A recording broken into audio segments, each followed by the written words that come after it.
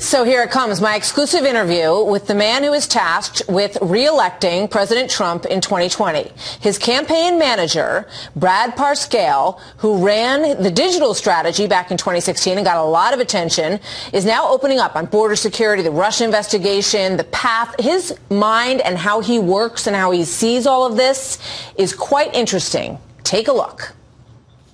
So let's talk a little bit about something you tweeted yesterday. You said the president, according to your internal polls, has the highest numbers that you have ever seen him at. Yeah. What number is he at in your internal polls? Well, so we've been monitoring him over the entire 2-year period and prior to that, but we kind of started it all over when he became president and he got into office. And watching the data, you know, I started to see this rise as he started making this fight.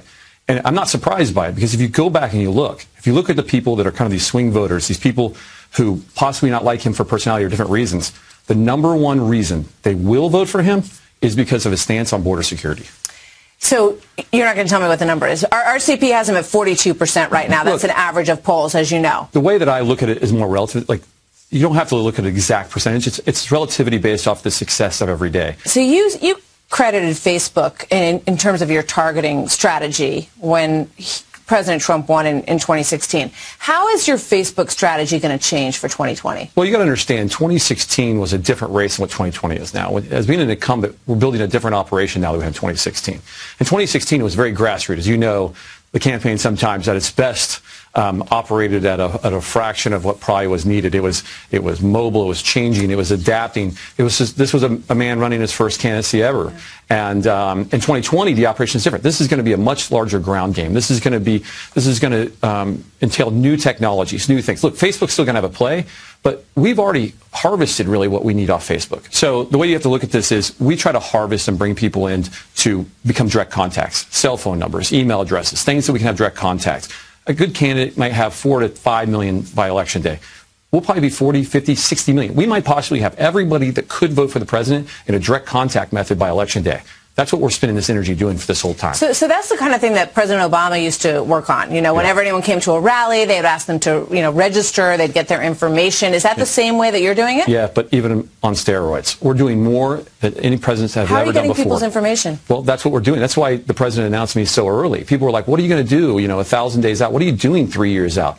Well, we're doing top-level funnel marketing. And what that is we need to find every person that's going to vote for the president and would vote for the president and go find them now. It's a lot cheaper to go find them now, not when the media gets all full and the commercial and the advertising gets more expensive and we have to rush to find them. Why not find them 3 years out? How are you finding them? Well, explain to people who don't understand. All different kinds of advertising. I don't want to give away all our secrets here on TV, but there's a lot of methods we use to get them in there, and we find them. We need to find them all across America, and especially in key swing states. Just give me an example. And there's the other day during the border fight, we had an advertising up and it said, text Trump to 88022, and any Trump supporter can text on their phone, just pick it up, dial 88022.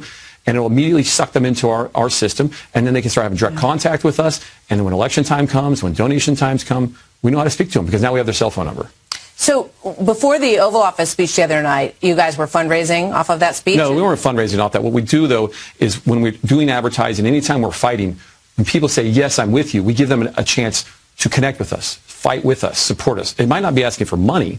It just says, come fight with us. And we give them a method to do that. We have not directly fundraised off this other than some emails and some things to go out. Like, this is a fight for the American people and not for the president's, re-election account. This is a real argument that the president needs to make. So in 2016, the success of the Trump campaign hinged a lot on what was called a rural revolt. Yeah. Voters who really hadn't been reached out to in a long time. President Trump campaigned in places that they hadn't seen candidates for a long time.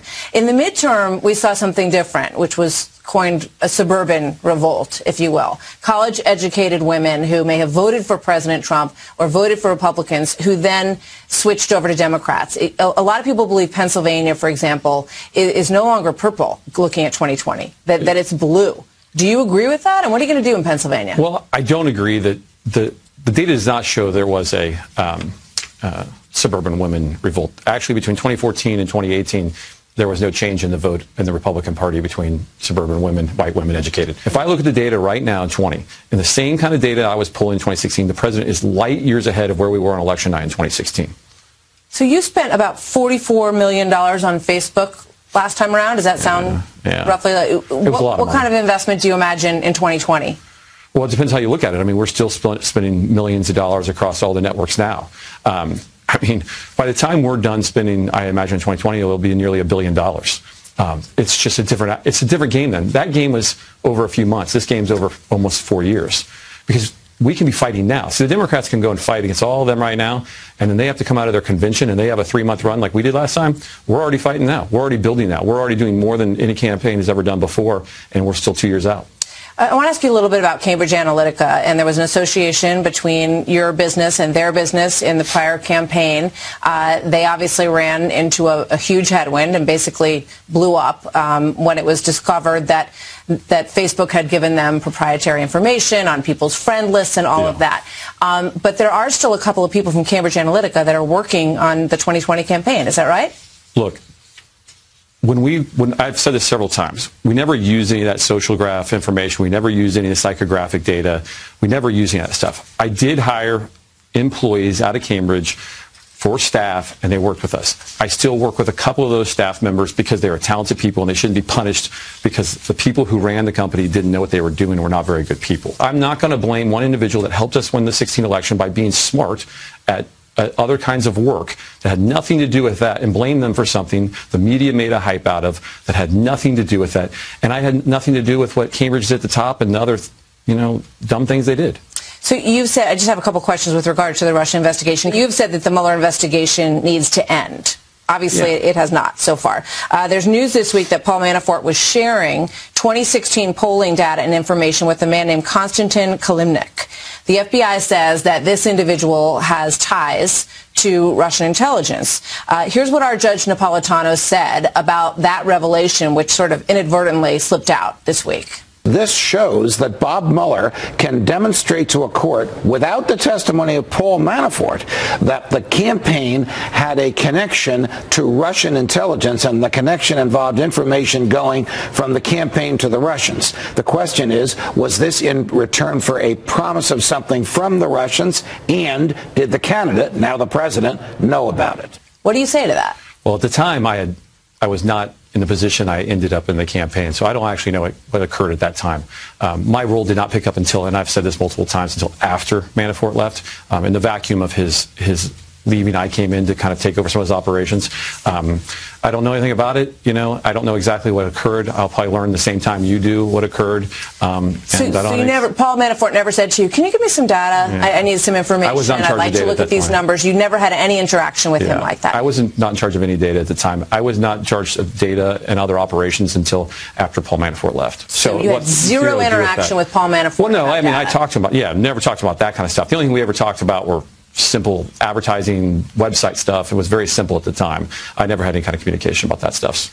And any indication that the information that he asked for could have ended up in the troll farms in St. Petersburg that these people have been indicted for? I've continued to say I've never seen any kind of symbolism or any kind of connection between the ads they've run or anything we've done. And I've continued to say that only on Facebook they only spent less than $10,000, and we spent over $70 million in digital advertising, and $10,000 is like a little microsecond of what we were doing, and there's just no way it had any impact. All right, back to the campaign for a moment. There is speculation that the president could face a challenger from his own party. Mitt Romney was asked the other day if he would support the president. He said, "I'm going to see who's running." Sean Kasich has said if there's an opening and there's an opportunity, that is something that he would consider. What do you think would be the impact on Trump 2020 if that happens? Well, I think the first thing is you have the most popular Republican president in history. He usually goes anywhere from 87 to 90% approval rating with Republicans. That would probably be the biggest uphill battle in history. You also are going to have one of the strongest campaigns in history. You have a party which now is the party of Trump. You see a following across this country of what Trumpism has become. I don't think it's a real thing, and I think it's just a leftover of a few people that are upset that they never figured out how to consolidate the Republican Party and never figure out how to win, and this president did. And I think you have you got some old Republicans that are a little sad that they were never important or relevant, even close to as much as this president. Some people flash back to Bush 41, and they say, well, perhaps President Trump's "I will build the wall" promise could echo "read my lips, no new taxes." And if he doesn't get the wall, that it could be the thing that helped him win the election in 2016 could sink him in 2020. Well, this president can't sign legislation. or he can't make legislation, he can sign legislation. So somebody's got to make the legislation for him to sign it. So he can't do both. And you can see here that this president is going to fight just but it's everything a campaign he has. promise nonetheless, Yeah, just like read my lips and taxes. And he's fighting for it every single day. And he's going to keep fighting for it. And he's going to get border security. He has already gotten billions of dollars of border security. Do you believe by the time the campaign rolls around, we will have a wall? It's not about just a wall. It's about border security. It's about But he cutting said down on over and child over trafficking again during the campaign, even when he was asked that, he said, no, it is a wall. It's a big concrete wall. Make no mistake. Walls do work. But he's also said multiple times there's places where we don't need a wall. There's natural barrier. There's other ways to do it. It's not all about a wall. But we do need a wall. Walls work great. And I think that we need to have. And he's gotten billions of dollars already for one. I think he'll finish a large portion of that wall, and hopefully all of it. And that's something he's working for. But border security is just broader than that. And I think there's a lot of things we need to do. There's child trafficking that is a problem. There's drugs pouring across these borders. And also, it's just an unfair world where people all over this world that want to come to probably the most open and is the most open legal immigration country in the world.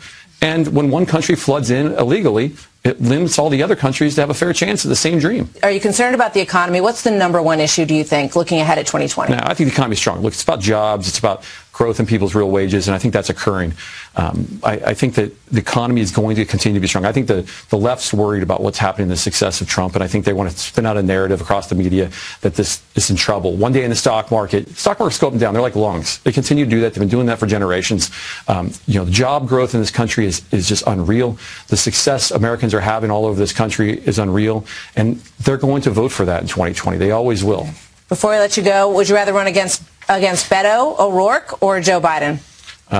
Well, I think Biden hasn't had much of a success record in the past. I don't like to get into individual candidates, but I'm going to build the organization that's ready to fight all of them, and this president's going to be ready to fight all of them, and they're going to have a long ways to catch up to us. Brad Parscale, thank you. Good to talk to you.